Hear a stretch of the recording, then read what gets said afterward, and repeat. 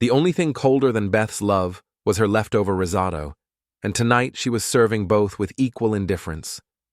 I watched my wife of 18 years push food around her plate like she was rearranging deck chairs on the Titanic, her manicured fingers tapping against her phone screen every 30 seconds. The sound echoed through our dining room like a metronome counting down to disaster. "James, can you pass the salt?" she asked without looking up, her voice carrying that familiar tone of practiced boredom that had become the soundtrack to our marriage. I slid the shaker across our mahogany table, the one we'd bought during happier times, when we still pretended to care about family dinners. Beth grabbed it with the same enthusiasm she'd show for a parking ticket, still scrolling through whatever digital drama was more important than the man sitting 3 feet away. "Busy day at Morrison Associates?" I asked, though I already knew the answer. Beth's job as HR manager at the luxury consulting firm had consumed her life for the past 2 years, ever since her promotion. Or rather, ever since Darren Mitchell became her boss. She shrugged, finally setting down her phone. The usual corporate nonsense. Darren's been pushing everyone hard on the Henderson account. There it was. Darren's name dropped into conversation like a stone into still water, creating ripples I was supposed to ignore. But I'd been ignoring a lot of things lately. The late nights, the weekend emergency meetings, the way she said his name like it tasted better than my cooking. "Speaking of Darren," Beth continued, cutting into her chicken with surgical precision, "I need to tell you something." The way she said it made my stomach clench. Not the tone of someone about to discuss quarterly reports or office politics. This was the voice she'd used when she told me her mother was moving in with us for 3 months. The voice that meant my life was about to get complicated. "I'm listening," I said, setting down my fork. Beth took a sip of wine, her eyes finally meeting mine across the table. For a moment, I saw something flicker there. Guilt, maybe, or just annoyance at having to have this conversation at all. "Darren and I have been working closely together on several projects," she began, her words measured and careful. "Very closely. And last month, during the Chicago conference, things got physical." The word hung in the air between us like smoke from a house fire. Physical. Such a clinical way to describe what I was pretty sure amounted to my wife cheating on me with her boss in some overpriced hotel room while I was home fixing our leaky faucet. "Physical," I repeated, my voice surprisingly steady. Inside, something was breaking apart like ice on a frozen lake, but years of military training had taught me to keep my expression neutral under pressure. "It was just one night," she continued, as if that made it better. "And before you get all dramatic about it, I used protection. I had one of those morning-after pills in my purse, you know, the emergency contraception ones. So there's no risk of pregnancy or complications." She said it like she was discussing a business transaction. Like the pill was some kind of get-out-of-jail-free card that erased the fact that she'd betrayed 18 years of marriage for one night with her smarmy boss. "A morning-after pill," I said slowly. "Exactly. So really, when you think about it logically, no harm done. It was a mistake, but a contained one." Beth picked up her phone again, checking her messages. "I figured you deserved to know, but I also wanted you to understand that I handled it responsibly." Responsibly. She'd cheated on me responsibly. I stared at my wife, this woman I'd met in college, married in a small ceremony her parents paid for, built a life with in this house we'd bought when interest rates were reasonable and our dreams were bigger than our debt. She was looking at me expectantly, as if she wanted praise for her crisis management skills. "Well?" she asked when I didn't respond immediately. "Aren't you going to say something?" What was I supposed to say? "Thank you for using protection while destroying our marriage? Congratulations on your efficient adultery?" Instead, I nodded slowly and picked up my fork. "I appreciate your honesty," I said, surprised by how calm I sounded. "And your responsibility." Beth smiled, actually smiled, like we'd just negotiated a successful business deal. "I knew you'd understand. You've always been practical about these things." Practical. Right. Because the practical response to your wife sleeping with her boss was to compliment her contraceptive choices. The rest of dinner passed in surreal normalcy. Beth chatted about her sister's upcoming wedding, complained about the neighbor's new fence, and asked if I'd remembered to schedule the HVAC maintenance. Just another Tuesday night in suburban America, except my wife had casually mentioned her affair between the salad and the main course. After she went upstairs to take her nightly bath, I sat alone at the kitchen table, staring at the pill bottle she'd left on the counter next to her vitamins. The morning after pills were gone, but her regular birth control was there, a month's supply of tiny white tablets that had apparently failed to prevent her from making the biggest mistake of our marriage. That's when the idea hit me. Beth had always been proud of her planning, her attention to detail, her ability to manage any crisis with the right preparation. She'd handled her affair responsibly, she'd said. Well, I could be responsible too. I opened the pill bottle and examined the contents. 28 identical white tablets, each one representing a day of trust I'd been too naive to question. My brother John had played a prank on his college roommate years ago, swapping out his antacids with laxatives before a big presentation. The results had been legendary in our family's collection of stories we weren't supposed to tell at Christmas dinner. John still had connections from his days working at a pharmaceutical supply company. And Beth had a very important event coming up, the Morrison Associates annual Gala, where she'd be presenting alongside Darren in front of the city's business elite. She wanted to be responsible about her choices. I could help with that. I pocketed the pill bottle and headed upstairs, already planning my first phone call. The Morrison Associates annual Gala was the kind of event that made local society pages and LinkedIn posts for weeks afterward. Beth had been talking about it for months, the networking opportunities, the client presentations, the chance to showcase her department's achievements to potential investors. She'd bought a new dress, scheduled hair and makeup appointments, and practiced her speech until she could recite it in her sleep. More importantly, she'd be presenting alongside Darren Mitchell, her boss and recent lover, in front of 300 of the city's most influential business leaders. It took me 3 days to arrange everything. My brother John, despite his many faults, had always been reliable when it came to questionable favors. His years in pharmaceutical supply had left him with contacts who could provide certain items without asking too many questions. The ultra-strength laxatives looked identical to Beth's birth control pills. Same size, same color, same coating. "You sure about this, James?" John asked when he handed me the bottle. "This seems pretty extreme, even for you." "She said she handled her affair responsibly," I replied, carefully switching out the contents of Beth's pill bottle. "I'm just helping her maintain that level of responsibility." John laughed, but there was something uneasy in his expression. "Just remember, whatever happens, it wasn't my idea." The second part of my plan required help from Nate Rodriguez, an old Army buddy who'd gone into private investigation after his discharge. Nate specialized in corporate security and had worked several events at the Grand Meridian Hotel, where the gala was being held. "You want me to get you inside?" Nate asked when I explained what I needed. "James, that's a $500 a plate event. Security's going to be tight." "I don't need to get in as a guest," I said. "Just get me access to the building. Service entrance, loading dock, whatever works. I want to be there when it happens." Nate studied my face for a long moment. We'd served together in Afghanistan, and he knew me well enough to recognize when I'd made up my mind about something. "This is about Beth, isn't it?" he said finally. "Beth and her boss decided to expand their working relationship," I replied. "I want to be there when they give their presentation." "All right," Nate said, pulling out his phone. "But you owe me dinner if this goes sideways." Deal. The third component was timing. Beth had been taking her birth control religiously every morning with her coffee for as long as I'd known her. The laxatives I'd substituted were designed for pre-surgical bowel preparation, maximum effectiveness in 4 to 6 hours, with results lasting up to 12 hours. If she took her morning pill at 7 a.m., she'd be feeling the effects right around the time she took the stage at noon.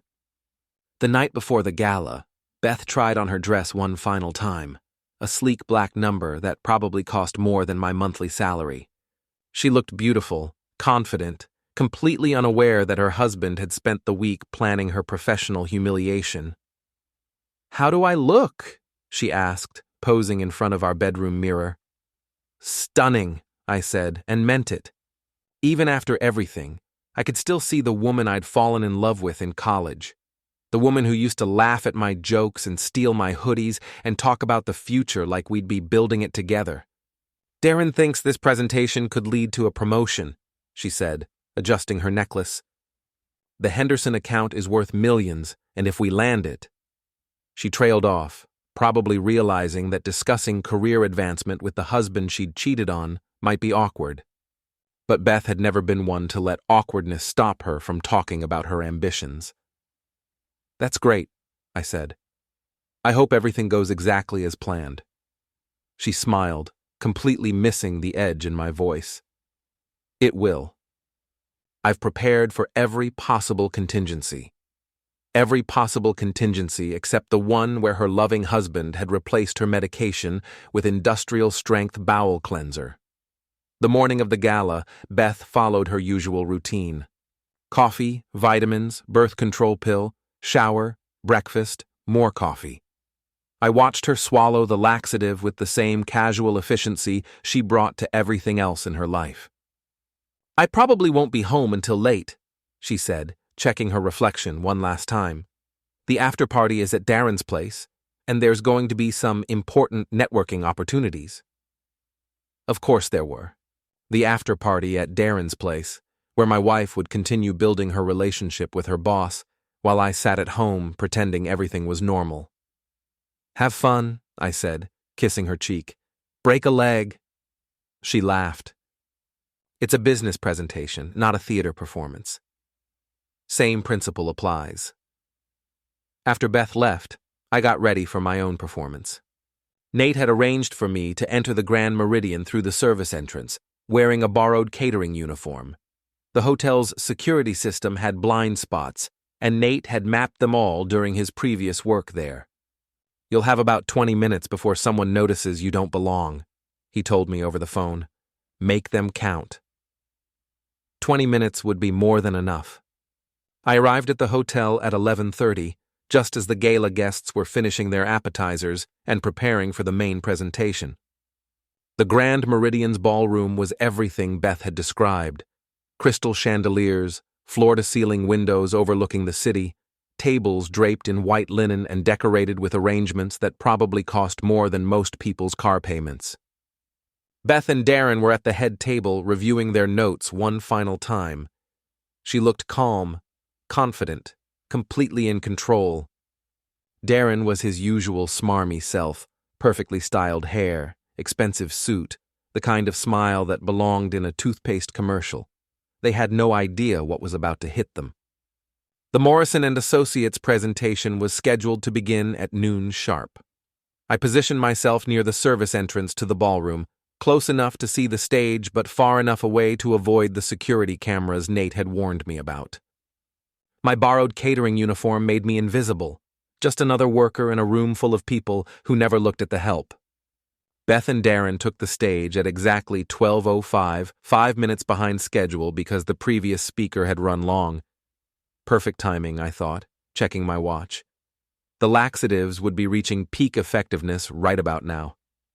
"Ladies and gentlemen," Beth began, her voice clear and confident through the wireless microphone, "thank you for joining us today. I'm Beth Connor from Morrison Associates, and this is our Vice President of Client Relations, Darren Mitchell." Darren stepped forward with that practiced smile of his, the one that had probably charmed its way into my wife's hotel room in Chicago. "We're excited to share our vision for the Henderson account, a project that represents the future of luxury consulting in our market." The audience, 300 of the city's business elite, settled into polite attention. I recognized several faces from the local newspaper's society pages: real estate developers, bank presidents, the mayor's wife, a handful of minor celebrities who'd made their money in tech startups. All of them were about to witness something they'd never forget. Beth clicked to the first slide of their presentation, a glossy overview of Henderson Industries' expansion plans. Our research indicates significant opportunities for growth in the luxury hospitality sector, she said, gesturing toward the screen.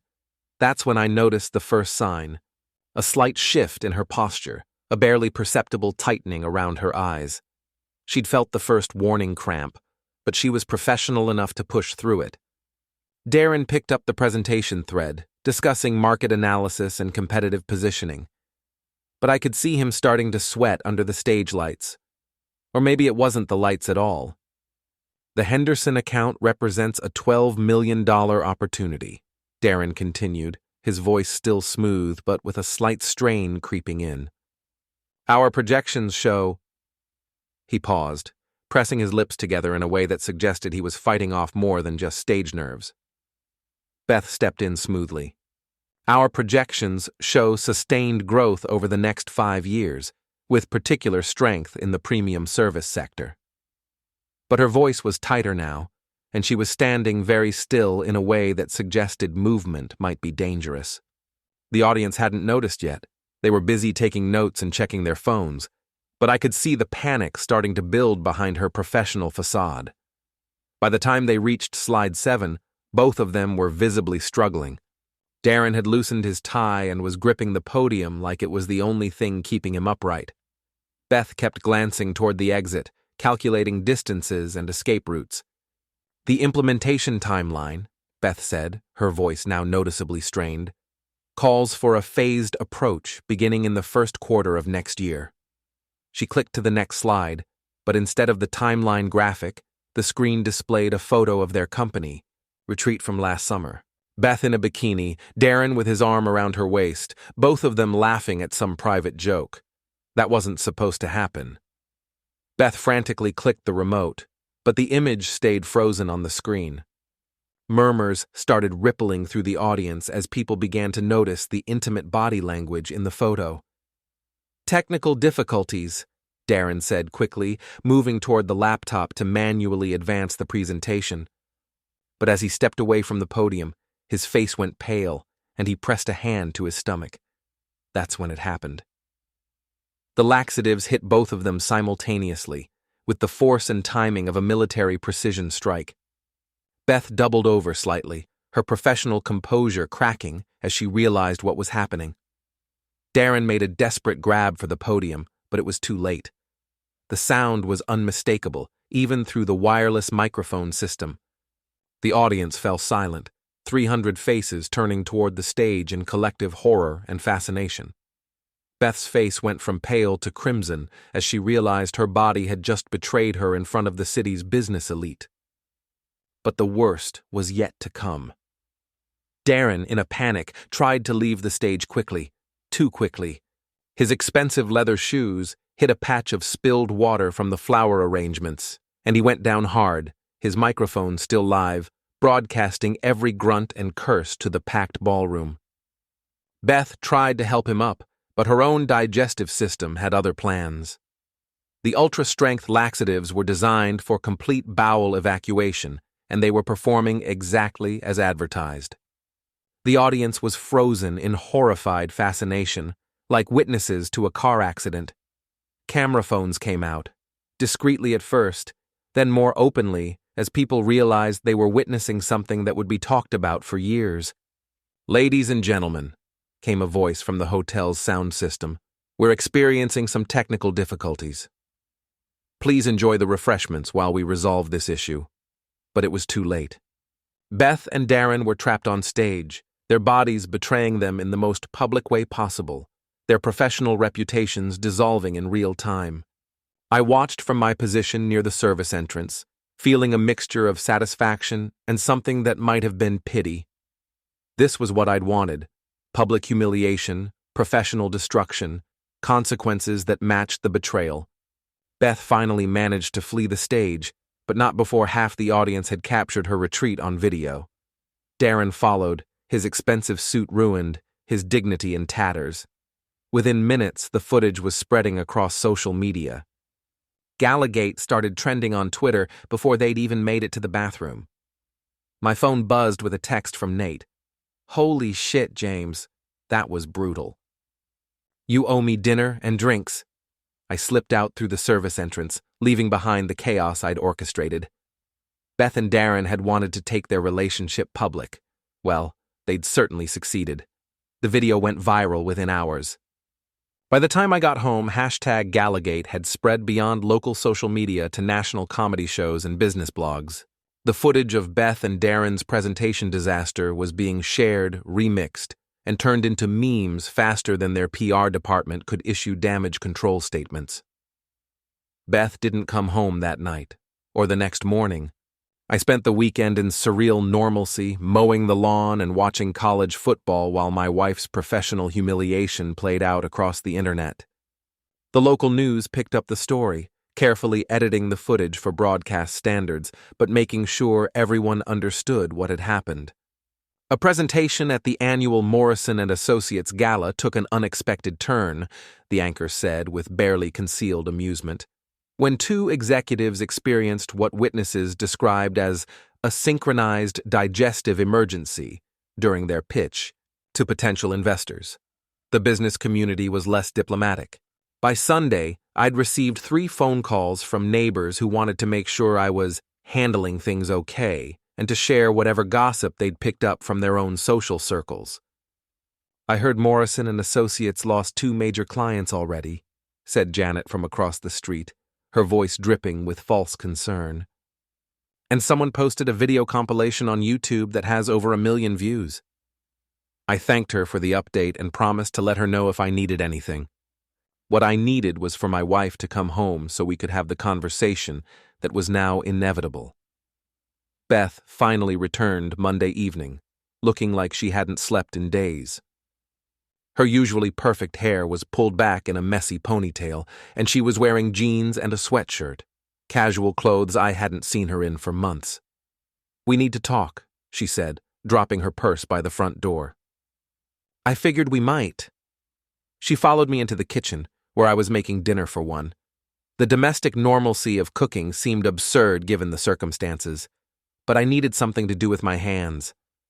"The company is conducting an investigation," Beth said, sitting heavily at the kitchen table. "They think someone sabotaged our presentation. The photo that appeared on screen wasn't in our file, and the timing of our illness was too coincidental." I kept stirring the pasta sauce, my back to her. That does sound suspicious. "James, I need to know if you had anything to do with what happened." The question hung in the air between us. I could lie, deny everything, pretend to be as shocked as everyone else. But Beth wasn't stupid, and we both knew our marriage was already over. "You said you handled your affair responsibly," I said, finally turning to face her. "I just wanted to help you maintain that level of responsibility." Her face went white as the implications sank in. "You switched my pills." "Ultra-strength laxatives," I confirmed. "The kind they use for medical procedures." "Very effective, as you discovered." Beth stared at me like she was seeing a stranger. "Do you have any idea what you've done? My career is ruined. Darren's been put on administrative leave. The Henderson account is gone, and 3 other clients are threatening to pull their contracts." "Sounds like there were consequences to your actions," I said. "Imagine that." "This isn't about consequences," she snapped, her composure finally cracking completely. "This is about you being vindictive and cruel. What you did was assault, James. I could have you arrested." I laughed, surprising both of us. "Assault? You cheated on me with your boss, announced it over dinner like you were discussing the weather, and then planned to continue the relationship at his after-party. But I'm the one who committed assault? That's not the same thing, and you know it." "You're right," I said, setting down the wooden spoon. "What you did was worse. I humiliated you for one night. You destroyed 18 years of marriage for one night in Chicago." Beth was crying now, tears of rage and frustration rather than sadness. "I made a mistake. One mistake, and you've ruined my entire life over it." "No," I said quietly. "You ruined your life. I just made sure everyone else got to see it happen." She left again that night, and this time she took a suitcase. The next morning, I called a divorce attorney. The legal consultation was surprisingly straightforward. Beth could try to prove I'd tampered with her medication, but she'd have to explain why she was taking birth control pills while married and admitting to an affair. The lawyer, a sharp woman named Patricia Wells, seemed more amused than concerned by the situation. Your wife would have to prove intent to cause harm, she explained, and given that she publicly admitted to adultery, her credibility is somewhat compromised. Plus, laxatives aren't exactly a controlled substance. What about the divorce proceedings? With documented evidence of adultery, you're in a strong position, especially if she tries to claim emotional distress from your creative response. I left Patricia's office feeling more confident than I had in weeks, but Beth wasn't finished fighting. The call came Thursday morning while I was at work. My brother John, his voice tight with barely controlled anger. "James, what the hell did you do?" "I'm going to need you to be more specific." "Beth came to see me yesterday. She knows I helped you get those pills. She's threatening to go to the police, to the state pharmacy board, to anyone who'll listen. She wants to destroy my consulting business." I felt a cold knot form in my stomach. John's pharmaceutical consulting company was small but successful, built on relationships and reputation. If Beth could prove he'd helped me obtain prescription-strength laxatives without a valid medical purpose, she could destroy him professionally. "What did you tell her?" "Nothing." "But James, she's not bluffing. She showed me printouts of emails between Morrison and Associates and their lawyers.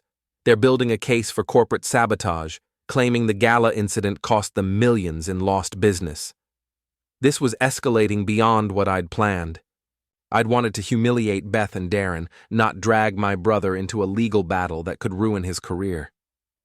"I'll handle it," I told John. "How?" "She's got lawyers, James. Good ones. And she's got nothing left to lose."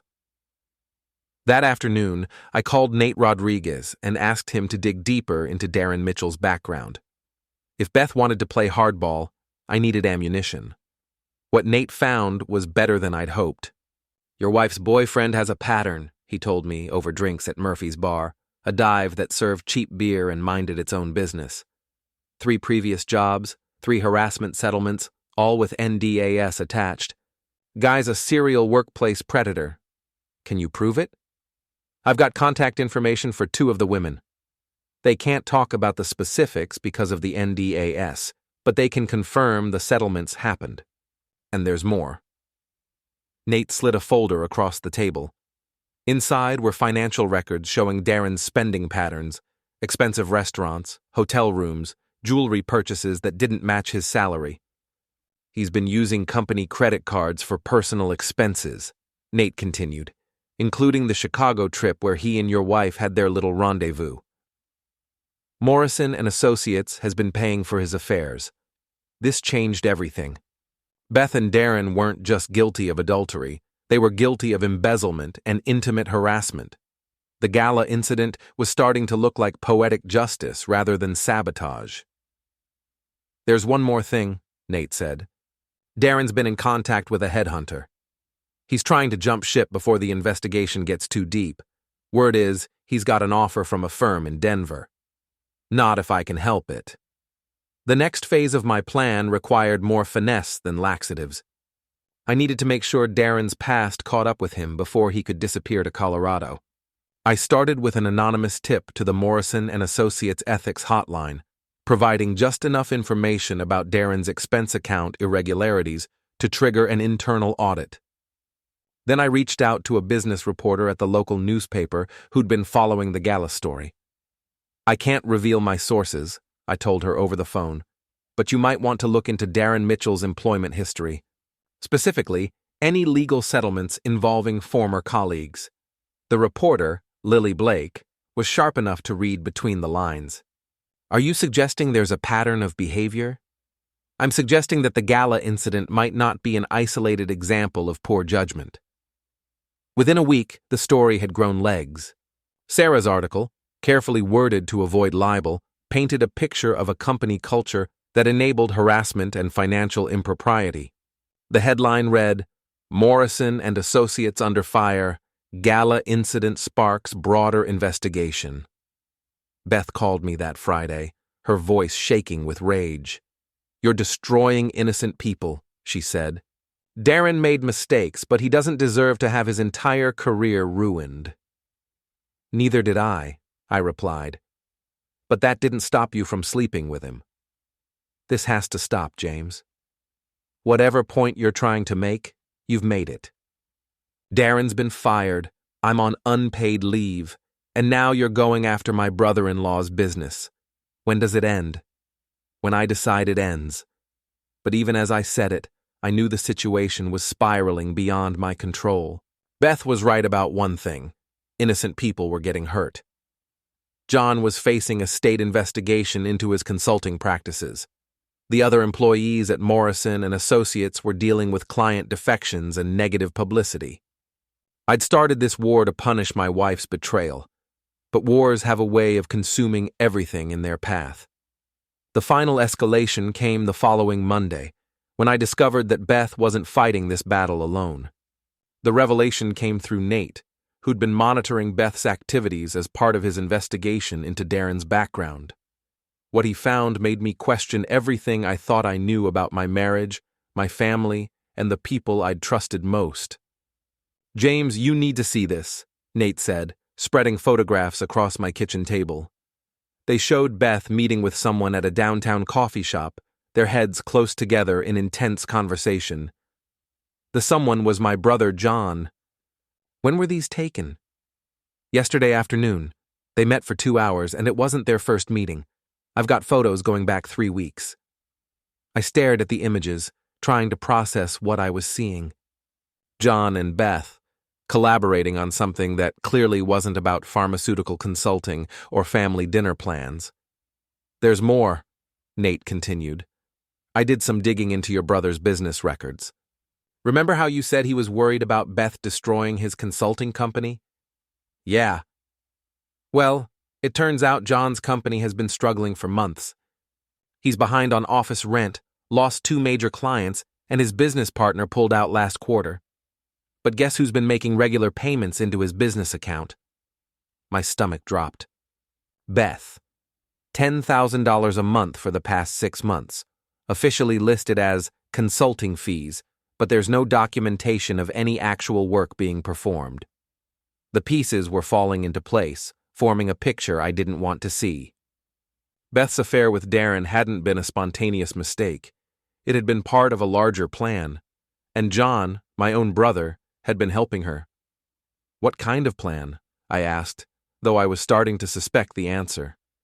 Nate pulled out another folder, this one containing financial documents and legal papers. "Your brother's been positioning himself to take over your electrical contracting business. He's been meeting with your clients, your suppliers, even your employees, and Beth's been funding it." I felt like I'd been punched in the stomach.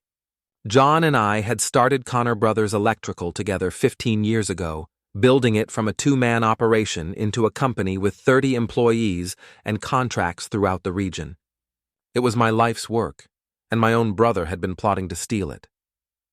"The affair with Darren was supposed to be a distraction," Nate continued. "While you were dealing with the marriage problems, John was going to gradually take control of the business. Beth would get her divorce settlement, John would get the company, and you'd be left with nothing. But the Gala incident screwed up their timeline." "Exactly. Instead of a quiet divorce proceeding while you were emotionally compromised, they're now dealing with public scandal and legal investigations. So they've moved to Plan B. Plan B, as it turned out, was even more ruthless than the original scheme. Beth was going to claim that my sabotage of the Gala had caused her severe emotional distress, requiring extensive therapy and making it impossible for her to work. She'd seek a massive settlement in the divorce, including half the value of Connor Brothers Electrical. Meanwhile, John would testify that my behavior had become erratic and dangerous, making me unfit to run the company. He'd offer to buy out my share at a reduced price, positioning himself as the responsible brother trying to salvage the family business. They're going to destroy me, I said, staring at the evidence spread across my table. Not if we stop them first. But stopping them would require something I'd been avoiding throughout this entire war, going on the offensive against my own brother. The next morning, I called an emergency meeting with our company's board of directors, 3 longtime clients who served as advisors for major business decisions. I laid out everything: the affair, the financial payments, John's secret meetings with our clients, and his plan to force me out. "This is a family matter," said Tom Harrison, who'd been with us since the beginning. "Are you sure you want to involve the business?" John already involved the business when he started taking money from my wife to undermine me. The board agreed to conduct their own investigation, with the understanding that if John had been working against the company's interests, he'd be removed from his position as vice president. That afternoon, I confronted John directly. I found him in his office at Connor Brothers, going through client files with the kind of focused attention he usually reserved for billing disputes. He looked up when I walked in, and for a moment I saw guilt flicker across his face before he covered it with false concern. "James, thank God you're here. I've been trying to reach you all morning. We need to talk about the Henderson Industries contract. They're threatening to pull out because of all this negative publicity around Beth's situation." "Cut the act, John. I know about the payments. I know about your meetings with Beth. I know about your plan to take over the company." His face went pale, but he tried to maintain the pretense. "I don't know what you're talking about. Beth came to me for advice about the divorce, yes, but $10,000 a month for 6 months. Consulting fees with no documentation. Secret meetings with our clients while I was dealing with my marriage falling apart." John's shoulders sagged as he realized there was no point in lying anymore. "James, you have to understand. The company was at risk. Your personal problems were affecting our reputation, our client relationships. I was trying to protect what we'd built. By stealing it. By saving it." He stood up, his voice rising with desperation. "You think this Gala thing was some kind of victory? You've made us a laughingstock. Half our clients are questioning whether they want to work with a company whose owner sabotages business presentations. I was trying to preserve our legacy." "Our legacy? You mean my legacy that you were planning to steal with my wife's help?" John ran his hands through his hair, looking older than his 44 years. "Beth approached me months ago. She said your marriage was over, that you were becoming unstable. She offered to help me buy out your share of the company before you could destroy it. And you believed her." "I wanted to believe her. Do you know what it's like being the junior partner for 15 years? Watching you get all the credit while I do half the work?" Beth offered me a chance to finally be the one in charge. The admission hung between us like a live wire. This wasn't just about money or business. It was about 15 years of resentment and jealousy that I'd never recognized. "So you helped her plan the affair?" "No." John's voice was quiet now, defeated. "The affair was real. She really did sleep with Darren in Chicago. But when she came to me afterward, we saw an opportunity to use the situation to our advantage. By destroying my marriage and stealing my company. By giving you a clean exit from a marriage that was already over and a business that was suffering because of your personal problems." I stared at my brother, this man I'd trusted with my livelihood and my family's future. "The board is meeting tomorrow to vote on your removal from the company. I'd suggest you use the time to find a good lawyer." "James, please. We're brothers. We can work this out." "No," I said, turning toward the door. "We can't. Brothers don't betray each other for money. Partners don't conspire with each other's wives. And family doesn't try to steal everything you've worked for while pretending to help." I left John in his office, surrounded by the client files he'd been secretly planning to take with him. The war that had started with laxatives and public humiliation was about to become something much more serious. But I wasn't finished yet. Beth and John had made one critical mistake in their planning. They'd underestimated how far I was willing to go to protect what was mine. The final battle was about to begin. The board meeting was scheduled for Thursday morning, but I had no intention of waiting that long to end this war. Beth and John had been planning their betrayal for months. It was time to accelerate their timeline and force them into the open. I called Beth Wednesday evening and arranged to meet her at Morrison Associates' downtown office building.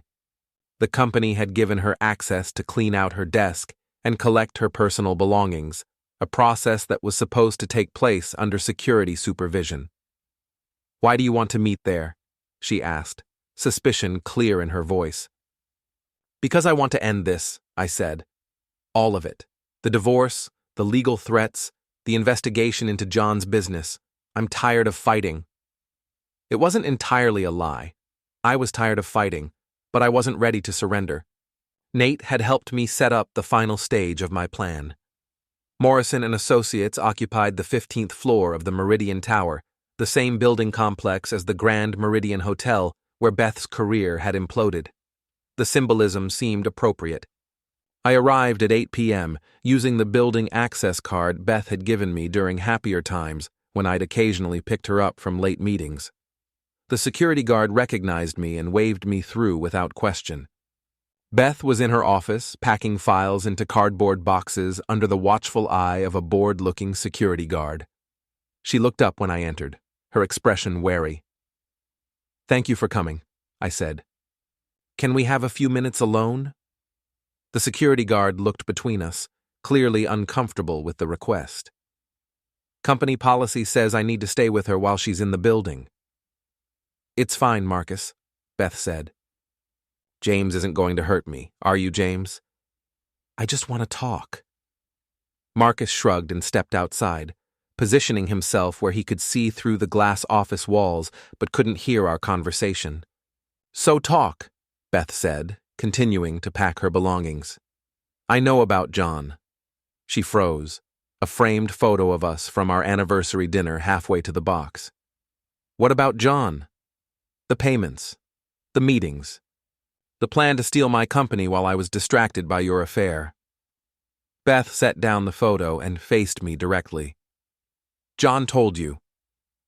"John didn't tell me anything. I found out on my own." "Then you know this was never just about Darren. Your marriage was over long before Chicago, James.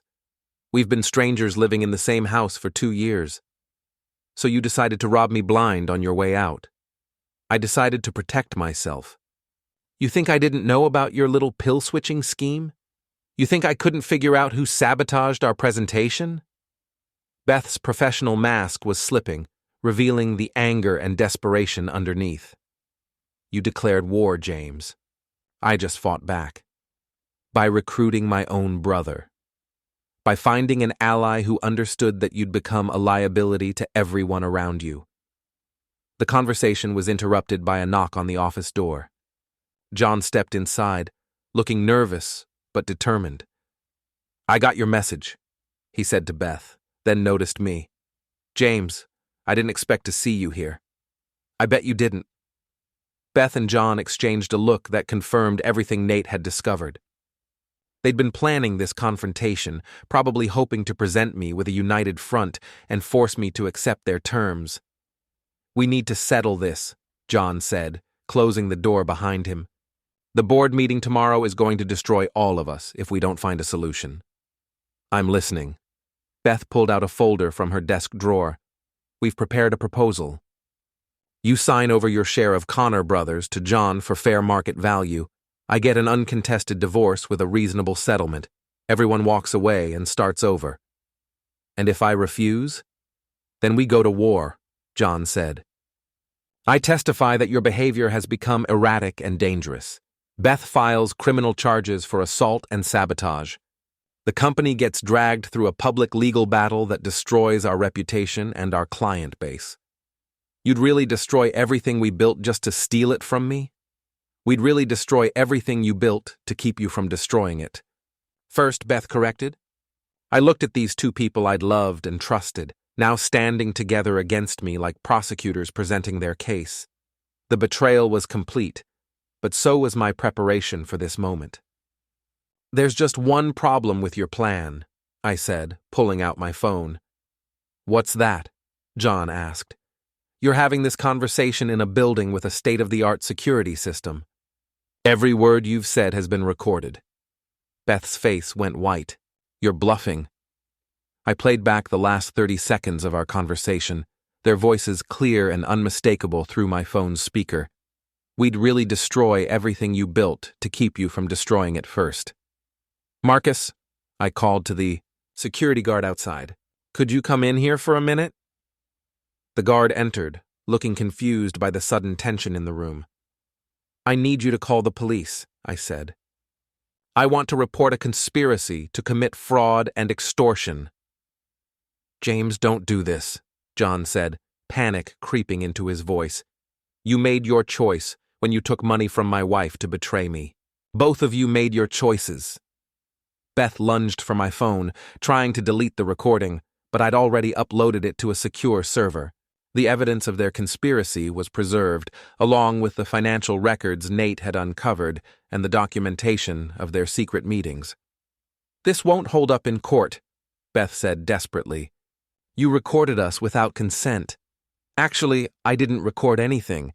The building's security system recorded you. I just played back what was already captured on their servers. Perfectly legal. The police arrived 20 minutes later, followed by Patricia Wells, my divorce attorney, who'd been waiting in the building's lobby. What followed was 3 hours of statements, evidence review, and the formal collapse of Beth and John's conspiracy. By midnight, both of them were facing criminal charges for fraud and extortion. The board meeting scheduled for Thursday morning became a formality. John was removed from Connor Brothers Electrical, and I retained full control of the company I'd built. Beth's divorce settlement was reduced to the legal minimum, her claims of emotional distress undermined by evidence of her own criminal behavior. The war was over. I'd won. But as I drove home through the empty streets, past the Grand Meridian Hotel where this whole mess had started, I realized that winning felt a lot like losing. My marriage was destroyed. My relationship with my brother was over, and I'd become someone I didn't entirely recognize. The man who'd started this fight had been betrayed and humiliated. The man who'd finished it was harder, colder, and completely alone, but he was also free. I pulled into my driveway and sat in the darkness for a moment, looking at the house I'd shared with Beth for 15 years. Tomorrow, I'd start the process of rebuilding my life. Tonight, I'd sleep in my own bed, in my own house, with the satisfaction of knowing that the people who'd tried to destroy me had destroyed themselves instead. Beth had been right about one thing. I'd declared war, but she'd been wrong about who would win it. The shattering hour had passed, and I was still standing. Ending.